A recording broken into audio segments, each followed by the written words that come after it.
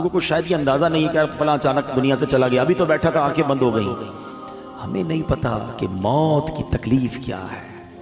روایتوں میں یہ مضبوط ملتا ہے کہ موت اس سے زیادہ سخت ہے کہ بندے پر اس کو کینچیوں سے کاٹا جائے۔ موت کا جو درد ہے، وہ جو سختی ہے، وہ اس سے زیادہ سخت ہے کہ اسے ہانڈیوں میں ابالا جائے۔ موت کی سختی بڑی خطرناک ہے۔ نصیب والے ہوتے ہیں کہ جن کی موت آسانی سے آ جائے، روح جو ہے وہ آسانی سے قبض کر لی جائے۔ نزا کا جو وقت ہے نا، سکرات کا جو عالم ہے، ہم اللہ سے دعا کرتے ہیں محبوب پاک علیہ الصلوۃ والسلام کے جلووں میں عافیت والی ہمیں موت نصیب فرمائے۔ ایسی تھوڑی شعراء نے اپنے کلام میں التجائیں کی ہیں۔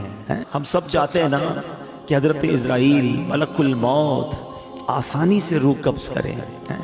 ویسے سچی بات بتائے کیا ہے کہ جب ان کی یاد میں زندگی گزرتی ہے نا، عشق رسول میں زندگی گزرتی ہے، آقا کی سنتوں پر عمل کر کے نبی پاک کی رضا والی زندگی گزرتی ہے نا، تو کیا خوبصورت شاعر بات لکھتے ہیں کہ جب تیری یاد میں دنیا سے گیا ہے کوئی، اللہ کرے کہ آقا کی یاد میں بس نبی پاک کے تصور میں جائیں، مدینہ پاک میں آقا کے جلووں میں دنیا سے جائیں، پھر کیا ہوگا؟ جب تیری یاد میں دنیا سے گیا ہے کوئی، جان لینے کو دلہن بن کے قضا آئی ہے۔ ہاں، پھر اس کی جان بڑی آسانی سے نکلتی ہے، وہ تو نبی پاک کے جلووں میں گم ہوتا ہے نا۔ تو اللہ کرے کہ موت کے وقت آقا کا جلوہ نصیب ہو جائے۔ لیکن کام کیا کرنا ہے اس کے لیے؟ کثرت سے درود پاک، چلتے پھرتے اٹھتے بیٹھتے۔ نہیں پڑھتے لوگ درود، فضول باتوں کے لیے گھنٹوں پڑے ہیں۔ درود پاک زبان پر بہت تھوڑا آتا ہے۔ آج ہی چیک کر لو نا، اپنے آپ کو چیک کر لے، آج پورے دن میں کتنی بار درود پڑھا ہے۔ ٹائم نکالا کرو، تسبیح جیب میں رکھا کرو۔ کہتے ہیں نا، درود پاک اور ذکر الہی کرنے کے بہانے ڈھونڈا کرو۔ جہاں موقع ملا تسبیح نکالی شروع ہو گئے۔ تسبیح نہ بھی ہو تو پڑھ سکتے ہیں، لیکن تسبیح یاد دلاتی ہے، اس لیے میں کہہ رہا ہوں اللہ کرے کہ میری بھی عادت بن جائے، آپ کی بھی عادت ہو جائے، اور ہم بس کثرت سے اللہ اور اس کے حبیب کا ذکر کرتے رہیں، فضول باتوں سے بچتے رہیں، اور ہماری زبان اس مبارک ذکر میں تر ہو جائے۔ بڑی پیاری التجا امیر اہل سنت کی ہے، مل کے آقا علیہ الصلوۃ والسلام کی بارگاہ میں عرض کرتے ہیں۔ آج جس موضوع پر میں نے کچھ مدنی پھول پیش کرنے ہیں، یوں سمجھیے اس کا آغاز تو درود پاک کی اس فضیلت سے ہی ہو چکا کہ جو سکرات کا وقت ہے، جو موت کی سختیاں ہیں، کیا ہم اسے یاد رکھتے ہیں؟ یہ ایک ایسی حقیقت ہے کہ جسے ہم بھول جاتے ہیں۔ زندگی میں ایسے زندگی گزار رہے ہوتے ہیں کہ جیسے مرنا ہی نہیں ہے۔ تو آج اسی حقیقت پر کچھ مدنی پھول پیش کروں گا۔ اللہ کرے کہ فکر آخرت اور آخری جو سفر ہے اس کی تیاری کا ہمارا ذہن بن جائے۔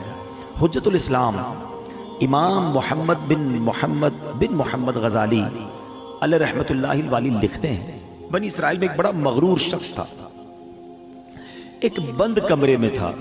بڑے لوگ ہوتے ہیں نا، ان کے کمروں میں ہر کسی کو آنے کی اجازت نہیں ہوتی، گارڈز آگے سیکرٹری، اجازت کے بغیر کوئی نہیں آ سکتا۔ اور ان کو اس بات پر بعض اوقات بڑا غرور بھی ہوتا ہے، فخر ہوتا ہے کہ میری ٹیریٹری میں کوئی پیر نہیں رکھ سکتا۔ اچانک کمرے میں ایک شخص داخل ہوا، اس مغرور شخص نے زور سے چلا کر کہا، کون ہو؟ کیسے آ گئے میرے کمرے میں بغیر اجازت؟ تمہیں پتہ نہیں میں کون ہوں؟ میں اس واقعے کا خلاصہ عرض کر رہا ہوں۔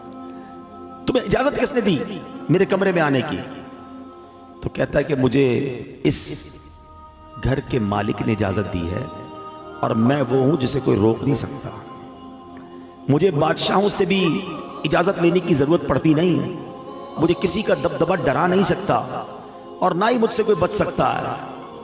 اور جب یہ باتیں سنی نا، اس مغرور شخص نے، جس کا سٹائل ہی الگ ہوتا تھا، جو بڑے چلا کر بڑے غصے میں لوگوں سے باتیں کرتا تھا، اب اس کا جو غصہ ہے وہ نیچے آ گیا۔ اب ہے کون یہ تو بتائیں، کہیں آپ ملک الموت تو نہیں؟ اللہ اکبر۔ اب حضرت ملک الموت نے کہا، ہاں میں ملک الموت ہوں، مجھے کوئی دروازہ نہیں روک سکتا، مجھے کوئی گارڈ، مجھے کوئی کر و فر کہیں بھی جانے سے نہیں روک سکتا۔ اب وہ کہتا ہے کہ حضور تھوڑی سی مہلت مل سکتی ہے، اگر آپ میری روح قبض کرنے آئے ہیں تو کچھ دن، کچھ گھنٹے تو دیجئے نا، مجھے تو پتہ ہی نہیں ہے، مجھے کچھ توبہ کرنی ہے، کچھ نیکیاں کرنی ہیں، کچھ نیک اعمال کرنے ہیں۔ اب ملک الموت نے فرمایا کہ تمہاری سانسیں پوری ہو چکی ہیں، اب تمہارا وقت اینڈ ہو چکا ہے۔ تو کہا اچھا پھر یہ تو بتائیں، اگر میری روح قبض کریں گے تو مجھے لے کر کہاں جائیں گے؟ تو ملک الموت نے فرمایا اس مقام